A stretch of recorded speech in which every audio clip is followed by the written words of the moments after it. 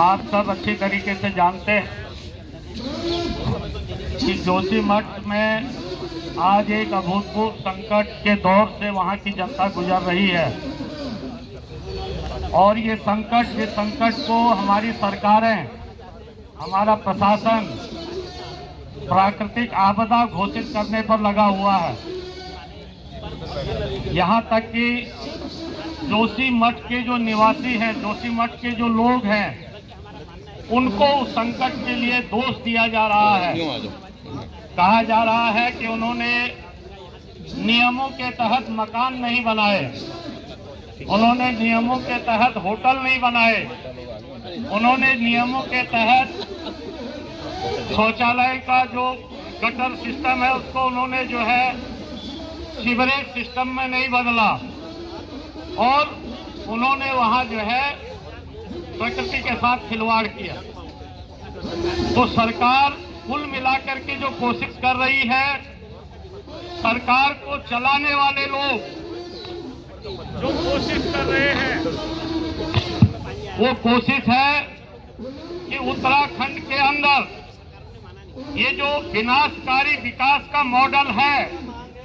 इसके खिलाफ आवाज उठाने वाले लोगों को ही दोषारोपण किया जाए।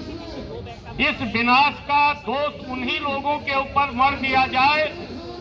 जो लोग इस विनाश के खिलाफ लड़ रहे हैं, जो लोग उत्तराखंड को, पहाड़ को बचाने के लिए लड़ रहे हैं, और उनको बचाया जाए जो पहाड़ के इस विनाश के लिए दोषी हैं। आप सब जानते हैं कि आज सरकार दो तरीके से बातें कर रही है। एक जो मैंने बताया कि जोशीमठ के लोगों को दोषी करार दे रही है, दूसरा वो कह रही है कि ये प्राकृतिक आपदा है, ये आपदा तो पहाड़ में आती रहती है, ये कोई बड़ी बात नहीं है। ये जो आंदोलन करने वाले लोग हैं ये भय का माहौल पैदा कर रहे हैं। मुख्यमंत्री वही कह रहे हैं। भारतीय जनता पार्टी के जो सत्ताधारी पार्टी है उनके प्रदेश अध्यक्ष वो यही बात कह रहे हैं कि ये कुछ लोग हैं जो भय का माहौल पैदा कर रहे हैं। आने वाले पर्यटक सीजन में जो पर्यटकों को यहाँ आने से रोकना चाहते हैं, जो पहाड़ का विकास नहीं चाहते हैं, ये वो लोग हैं जो आवाज उठा रहे हैं। लेकिन मित्रों, आप और हम सब जानते हैं कि ये जो हिमालय है, ये हिमालय दुनिया का सबसे कच्चा पहाड़ है। आज जोशीमठ के अंदर जो संकट आया है, ये संकट हमारी सरकारों की देन है,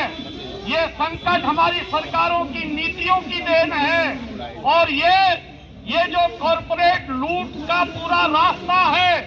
पूरा जो कॉरपोरेट लूट का विकास का मॉडल है, उस कॉरपोरेट लूट के विकास के मॉडल की देन आज का जो है जोशीमठ का संकट है। हम लोगों ने 22 साल पहले, क्योंकि आज जो अतुल सती जी वहां पर जोशीमठ की जो संयुक्त संघर्ष समिति है, वहां जनता की जिस संघर्ष समिति को जोशीमठ बचाओ संघर्ष समिति के बैनर से लोग लड़ रहे हैं, अतुल सती और हम लोग, गिरजा पाठक हैं, मैं, राजा बहुगुणा, इंद्रेश मैखुरी जो गढ़वाल यूनिवर्सिटी के पॉपुलर जो है छात्र संघ अध्यक्ष रहे हैं, हम लोग पिछले 20-22 साल से जोशीमठ के आज के हश्र के बारे में लोगों को चेताते रहे। हम लोग लगातार, हमारे साथी गांव में, उस पूरी उर्गम घाटी में, पूरे उस अलकनंदा के बेसिन क्षेत्र में, गांव में जाकर के अतुल सती ने, इंद्रेश मैखुरी ने और तमाम लोगों ने लोगों को समझाया था कि आने वाले समय में ये जो सुरंग आधारित परियोजनाएं यहाँ लाई जा रही हैं, ये पूरे इलाके को नष्ट कर देंगी, बर्बाद कर देंगी, यहाँ का जीवन संकट में पड़ जाएगा। उस समय लोग नहीं समझ पाए थे। उस समय तो एक बार ऐसा हुआ कि यही अतुल सती आज हजार उस घाटी के लोग जिसके पीछे चल रहे हैं, उसके ऊपर पत्थर लोगों ने बरसाए। सभा में कहा, तू लोगों को भड़का रहा है, तू विकास नहीं चाहता है, तू किसी और का एजेंट है, इसलिए यहाँ से जाओ। लेकिन आज उस घाटी के लोग जानते हैं कि पिछले 22-25 साल से जो लड़ाई वहां लड़ी जा रही थी, ये जो एनटीपीसी को वहां पर सुरंग आधारित परियोजना बनाने का जो है काम दिया गया, इससे पहले जेपी कंपनी ने वहां अपनी विद्युत परियोजना बनाई थी और उस जेपी कंपनी की विद्युत परियोजनाओं के लिए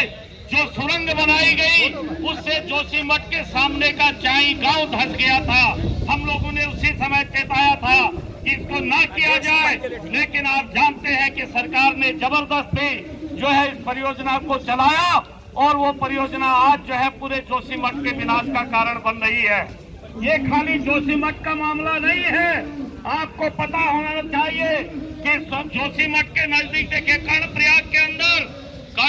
के अंदर आज से 8 साल पहले जो लोग उस इलाके के रहने वाले हैं आप लोग जानते होंगे, वहाँ एक सब्जी मंडी का जो है वहाँ निर्माण किया गया और सब्जी मंडी के लिए बहुगुणा कॉलोनी के नीचे जो जमीन समतल की गई उससे आज 8 साल के बाद क्या हो रहा है, कर्णप्रयाग की जो बहुगुणा कॉलोनी है जो सब्जी मंडी के ऊपर है वो पूरी की पूरी कॉलोनी आज धंस रही है। वो पूरी की पूरी कॉलोनी के मकान आज उन पर दरार पड़ रहे हैं। आप अगर देखेंगे तो ये जो रेल परियोजना जा रही है, जिस रेल परियोजना को भी लगभग 75-80% सुरंगों के अंदर से ले जाया जा रहा है, उसके ऊपर के तमाम गांव, उन सुरंगों के ऊपर के तमाम गांव धंसते जा रहे हैं। वो यहाँ ऋषिकेश के पास नरेंद्र नगर जो ब्लॉक है उसके अंदर भी एक गांव धंस रहा है, रुद्रप्रयाग के अंदर भी एक गांव धंस रहा है। आप टिहरी के अंदर जाएं, टिहरी जो बांध है उस बांध में सरकार इतना पानी उस कंपनी के जरिए उसकी क्षमता से ज्यादा पानी भरवाया और आज उसके ऊपर के ऐसे गांव धंस रहे हैं, उनके मकान जो है टूट रहे हैं, जिनके लिए टिहरी बांध परियोजना में मुआवजे का, उनके विस्थापन का कोई व्यवस्था नहीं की गई थी। तो इसलिए हम आपसे कहना चाहते हैं कि ये पूरे पहाड़ के विनाश के कार्यक्रम है, ये कारपोरेट लूट को बढ़ाने के कार्यक्रम है और पूरी पहाड़ के जीवन को जो है इन पूरी परियोजनाओं ने खतरे में डाल दिया है। इसलिए आज जो जोशीमठ में लड़ाई चल रही है, जोशीमठ की लड़ाई को सरकार सोच रही है कि भाई इनको जो है यहाँ से हटाया जाए, मुआवजा दे दिया जाए, इनको एक मकान का पैसा दे दिया जाए। सरकार आज कह रही है हम भूमि अधिग्रहण करेंगे और उसके बाद आपको मुआवजा दे करके हम जो है यहाँ से विदा कर देंगे, आप एक बार में सब कुछ ले लीजिए। लेकिन हम आपसे पूछना चाहते हैं, हम गाँव के रहने वाले लोग हैं, जोशीमठ कोई दिल्ली जैसा शहर नहीं है, जोशीमठ एक गाँव है, जोशीमठ गाँव के साथ एक शहर भी है, धार्मिक आस्था का भी बड़ा केंद्र है, हमारा बड़ा सांस्कृतिक केंद्र है। और अगर आप देखेंगे जोशीमठ के अंदर भी तो हमारे गांव में हमारे पास जो जमीनें हैं जिनको हम आबाद किए हुए हैं वो सारी जमीनें हमारे पुरखों के नाम नहीं चढ़ी हुई हैं। पहाड़ के अंदर जब भूमि बंदोबस्त हो रहा था, जब देश के अंदर भूमि सुधार कानून बन रहे थे, जमींदारी विनाश के कानून बन रहे थे, पूरे पहाड़ को उन कानूनों के उन प्रावधानों से वंचित कर दिया गया जिन प्रावधानों ने बेनाम बंजर जमीनों को गांव के गरीबों और पंचायतों को अधिकार देने का जो है जो कानून बने थे, पूजा एक्ट के अंदर हमारे उन कानूनों को जो है खत्म कर दिया गया। और आज जोशीमठ के अंदर जो लोग हैं उनकी जो जमीनें हैं वो जमीनें जो है बेनाम बंजर जमीनों के नाम पर भी दर्ज है, जिसको वो जो है जोत रहे हैं, बो रहे हैं सदियों से, तो वो जमीनें उनके नाम पर चढ़े। आपने बंदोबस्त 1964 से नहीं किया, 64 तक पूरा बंदोबस्त नहीं हुआ।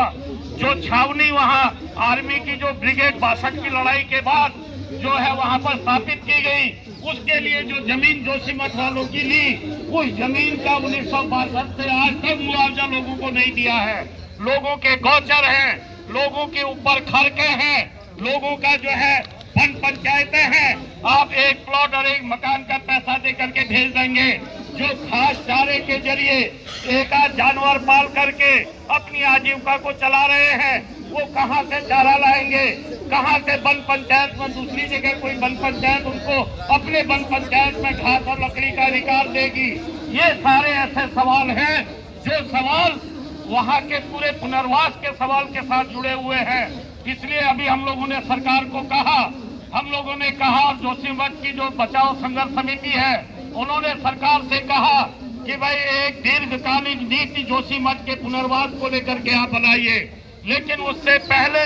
आज हालात ये है जोशीमठ के अंदर पूरा का पूरा जोशीमठ जो है वो खतरे पर जो है लोगों का जीवन बड़े खतरे में है और उस जीवन को बचाना पहली प्राथमिकता है। हम लोगों ने सरकार से कहा कि लोगों को यहाँ से बाहर शिफ्ट करो, जोशीमठ की पूरी आबादी को शिफ्ट करो, उसके बाद जोशीमठ की जो है भूगर्भीय जांच कराओ, जोशीमठ का जो हिस्सा बच सकता है उसको बचाने की कोशिश करो, लेकिन जो है पहले लोगों को यहाँ से शिफ्ट करो। सरकार ने लोग शिफ्ट किए, घर खाली करवाए और वहीं जो दरार पड़ी हुई होटल है उनमें लोगों को टिकाया है, जो दरार पड़े हुए सरकारी भवन है उनमें लोगों को टिकाया है। इसलिए हम आपसे कहना चाहते हैं कि जोशीमठ को बचाने का मतलब वहाँ के लोगों के जीवन को बचाना, उन लोगों की आजीविका को बचाना, उनकी अपनी संस्कृति और सभ्यता को बचाना, और इसलिए जोशीमठ के पूरे पुनर्वास की व्यवस्था सरकार जो है एक बड़ा पैकेज उसके लिए तैयार करे। ये जो विद्युत परियोजना है, ये जो रेल परियोजना है, जिन परियोजनाओं ने पहाड़ को तबाह कर दिया है, इन सारी परियोजनाओं को तुरंत रोका जाना चाहिए और इन सारी परियोजनाओं को लेकर के दोबारा से सरकार विशेषज्ञों की समिति गठित करे, इनका पुनर्मूल्यांकन करे, उसके बाद इन पर काम चालू हो। इसलिए ये जो विकास के नाम पर विनाश का मॉडल उत्तराखंड पर थोपा गया है, इसके खिलाफ ये लड़ाई है। और ये लड़ाई खाली जोशीमठ को बचाने की नहीं, बल्कि ये लड़ाई पूरी जो है जैव विविधता को, पर्यावरण को